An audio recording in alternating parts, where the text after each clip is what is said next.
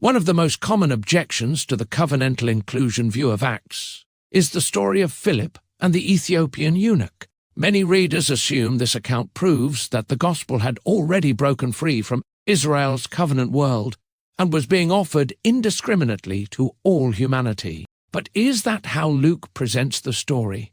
The story of Philip and the Ethiopian eunuch is often presented as evidence that the gospel had now broken free from Israel's covenantal framework and was being offered indiscriminately to all people, regardless of their prior relationship to Israel's God.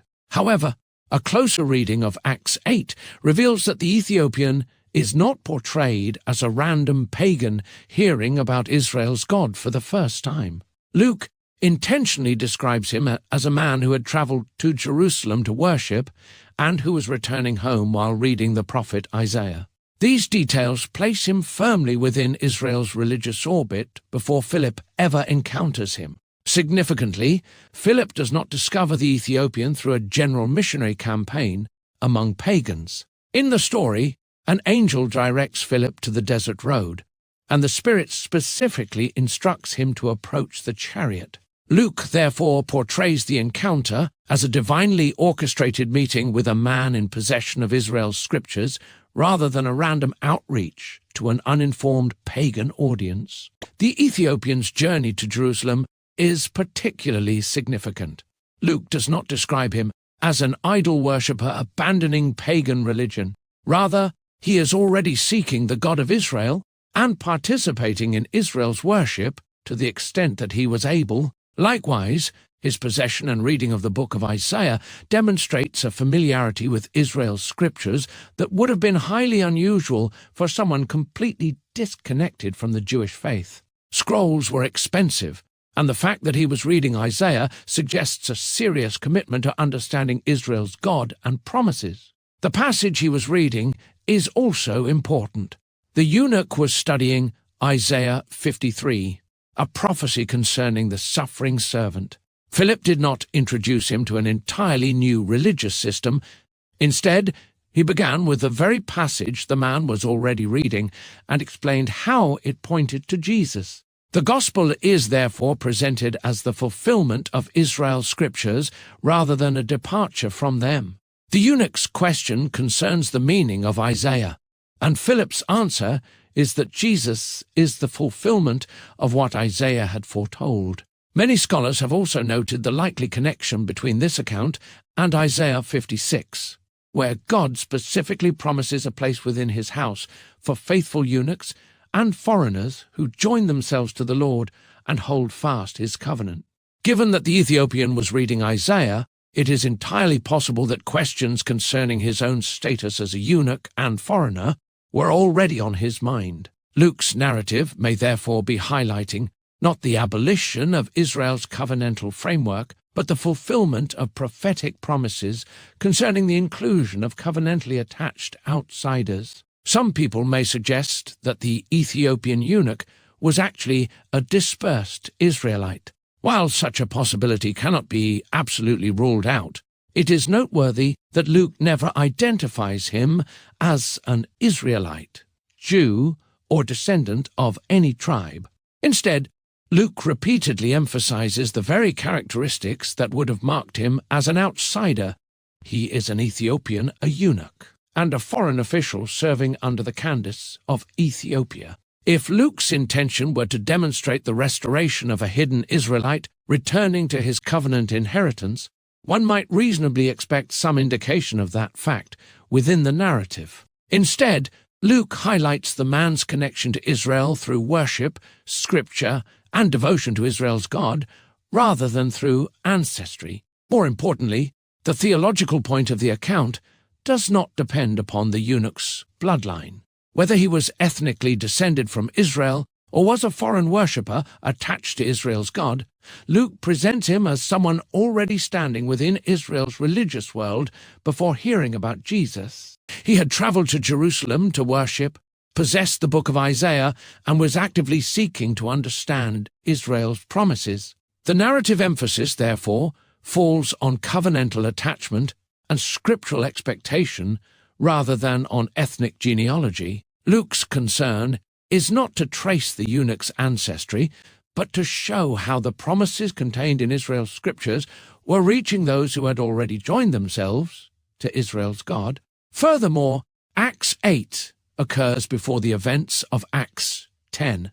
If Acts 10 represents a significant turning point in Peter's understanding regarding Gentile inclusion, then Acts 8 cannot simply be assumed to prove that the apostles were already operating with a fully universalized mission detached from Israel's covenant world. Notably, if the Ethiopian is what many commentators claim he is, a genuine foreign Gentile, then he appears before Cornelius in Luke's narrative. Acts 8 precedes Acts 10. The Ethiopian hears the message about Jesus, believes, and is baptized before Peter ever meets Cornelius. This raises an important question. If a Gentile had already believed in Acts 8, why is Cornelius so often treated as the decisive turning point in Gentile inclusion? The answer cannot simply be that Cornelius was ethnically non-Jewish. Luke's presentation suggests that something more specific is taking place, namely the incorporation of various groups already connected in differing ways to Israel's covenant world. Luke presents the expansion of the gospel in stages, and the Ethiopian eunuch fits naturally within the pattern of foreigners who were already connected to Israel's God, Israel's scriptures, and Israel's covenantal expectations before embracing Jesus as the Messiah. The movement begins in Jerusalem among the Jews, Acts chapter 2, extends to the Hellenistic Jews and diaspora Jews, Acts 6 to 7, reaches the Samaritans, Acts chapter 8, then embraces covenantally attached outsiders such as the Ethiopian eunuch, Acts 8, and the God-fearer Cornelius, Acts 10, before continuing through the synagogue networks of the Roman world where Jews, proselytes, God-fearers and worshippers of Israel's God were already gathered. At each stage, Luke presents the gospel moving outward from the center of Israel's covenant world to groups that were increasingly distant from Judean Judaism, yet still connected in some meaningful way to Israel's God, scriptures, or covenant hopes. The Ethiopian eunuch fits precisely within this pattern. He is not introduced as a representative pagan who had no prior relationship to Israel's faith.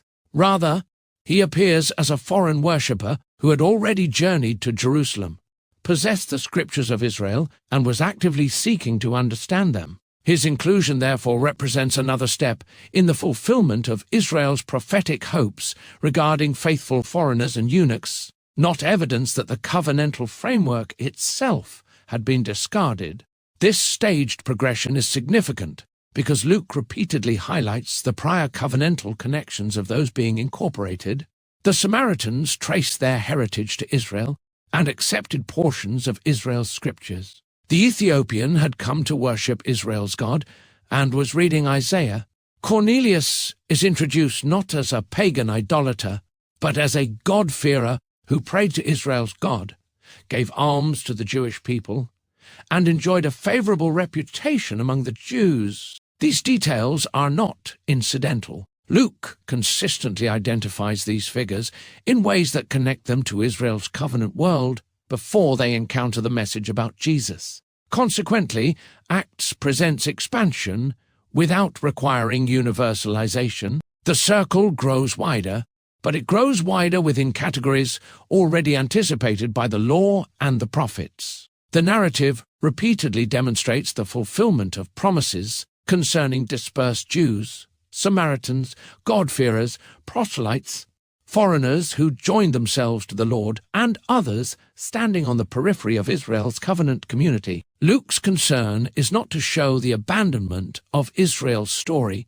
but to show the gathering together of all those whom Israel's scriptures had already anticipated would share in Israel's promised restoration through the Messiah. For these reasons, the Ethiopian eunuch is better understood not as a complete religious outsider suddenly incorporated into a brand new universal faith, but as a foreign worshipper already attached to Israel's God and prophetic tradition. Whether formerly a God-fearer, a proselyte, or some other covenantally attached worshipper, He came to recognize Jesus as the fulfillment of the very scriptures he was reading. Whether one ultimately concludes that the Ethiopian was a foreign worshipper, a proselyte, a God-fearer, or even a dispersed Israelite, Luke's emphasis remains the same. He presents a man already attached to Israel's God, Israel's scriptures, and Israel's hopes, who comes to recognize Jesus as the fulfillment of those promises. The narrative, therefore, fits naturally within Luke's broader pattern of expansion within Israel's covenantal structure, rather than serving as evidence of an immediate universal mission to all pagans everywhere.